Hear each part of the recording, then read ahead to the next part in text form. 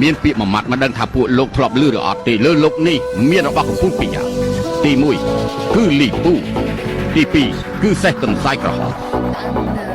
លំពេងមេឃារបស់លីពូគេអាចបញ្ចេញយ៉ាងល្អឥតខ្ចោះហើយសេះទន្សាយក្រហមដែលគេជិះមួយថ្ងៃរត់បាន1000យោជលឿនដូចជារន្ទះរហ័សដូចផ្លេកបន្ទប់គេទុកអ្នកខ្លាំងទាំងឡាយជាជនសាមញ្ញទោះជាដីនៅភ្នំសេះរបស់គេអាចបោលដូចជាដីរៀបតុងជ័រមានលីពូគឺខ្លាំងជាងតប100,000នាក់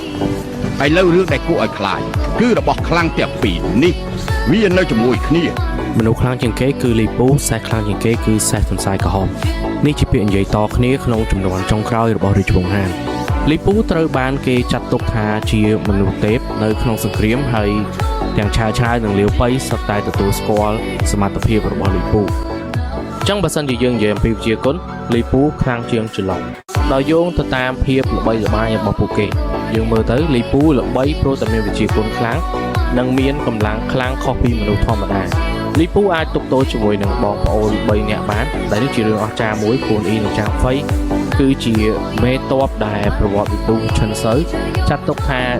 ស្មើនឹងកងទ័ពរាប់ពាន់នាក់លីពូអាចគេចរួចពីការស្លាប់របស់អ្នកទាំង3ហ្នឹងបានន័យថាគាត់មិនធម្មតាទៅហើយជឡុងមិនអាចធ្វើបានបែបនោះទេបើតាមគំនិតរបស់ខ្ញុំជឡុងវាយមិនឈ្នះកូនអ៊ីផង